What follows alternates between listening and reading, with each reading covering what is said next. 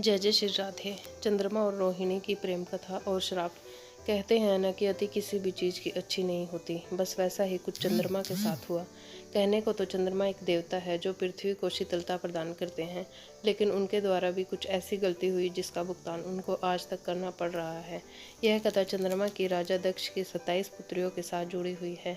तब चंद्रमा को राजा दक्ष के द्वारा ऐसा श्राप मिला कि उनका तेज कृष्ण पक्ष में घटता ही जाता है। राजा दक्ष वही है जिनकी एक पुत्री का नाम सती था।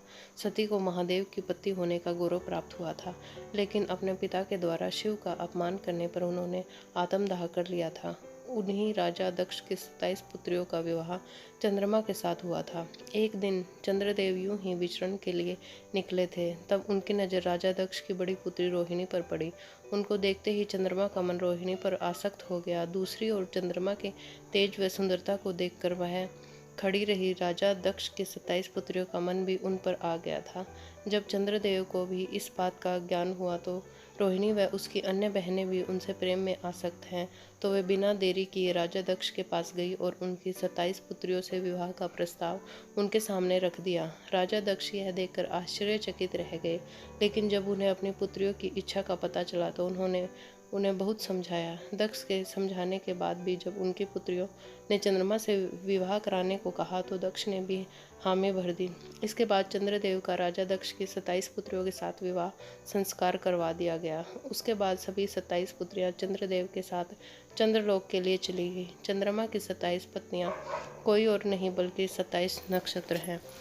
इनकी पत्नियों के नाम पर ही 27 नक्षत्रों के नाम पड़े हैं जिन्हें हम जानते हैं। उनकी 27 पत्नियों में रोहिणी, अश्विनी, मूल, मृगशिरा, पुष्य, चित्र, अनुराधा, विशाखा, श्रवणा, ज्येष्ठा इत्यादि आती है।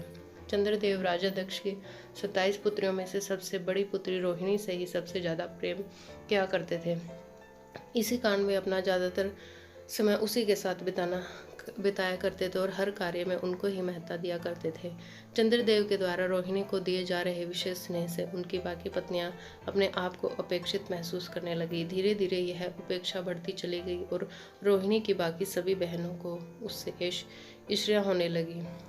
चंद्रमा के द्वारा उनसे साथ किया जा रहा यह व्यवहार उन्हें सहन नहीं हुआ और वे सभी पुनः अपने पिता राजा दक्ष के पास चली गई। राजा दक्ष अपने सभी पुत्रियों के इस प्रकार अचानक आगमन से चौंक गए और उनके इसका आने का कारण पूछा। तब सभी ने अपने पिता के सामने पूरी बात बेहिचक बता दी और इसका समाधान निकालने को कहा। यह सुनकर राजा दक्ष चंद्रमा से मिलने गए और उन्हें ऐसा न करने की सलाह दी।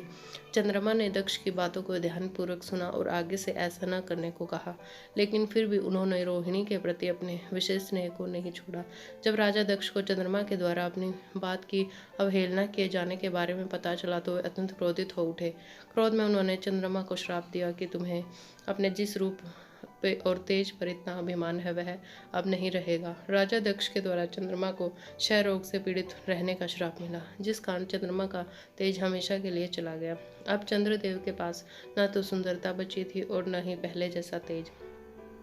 जब बाकी देवी देवताओं को राजा दक्ष के द्वारा चंद्रदेव को दिए गए श्राप का ज्ञान हुआ तो उन्हें चिंता होने लगी। बिना चंद्रदेव के तेज के पृथ्वी पर संकट उत्पन्न हो सकता है, इसलिए वे सभी भगवान ब्रह्मा के पास गए और इसका कुछ उपाय बताने को कहा। भगवान ब्रह्मा ने चंद्रदेव को बताया कि उन्हें क्षय रोग से मुक्ति केवल भगवान शिव ही दे सकते हैं, इसलिए उन्हें शिव की तपस्या करनी चाहिए और उनकी प्रसन्नता के उपाय करने चाहिए। इसके लिए उन्होंने एक शिवलिंग की स्थापना करने को कहा।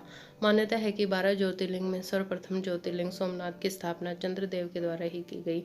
भगवान शिव को प्रसन्न करने के लिए उन्होंने ही गुजरात में सोमनाथ ज्योतिर्लिंग की स्थापना की थी।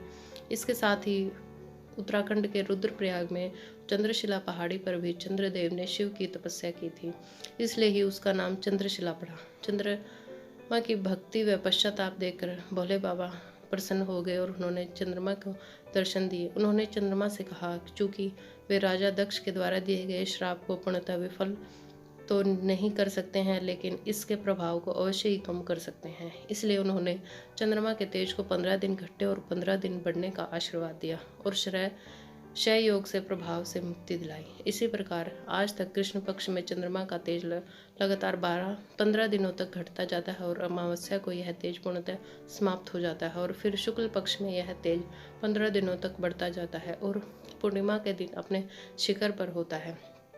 इसके साथ ही भगवान शिव ने चंद्रमा को अपनी जटाओं में धारण कर उनके मान सम्मान में वृद्धि की और उसके बाद से ही भगवान शिव हमेशा अपनी जटाओं में माँ गंगा के साथ चंद्रदेव को भी धारण किए रहते हैं। हर हर महादेव।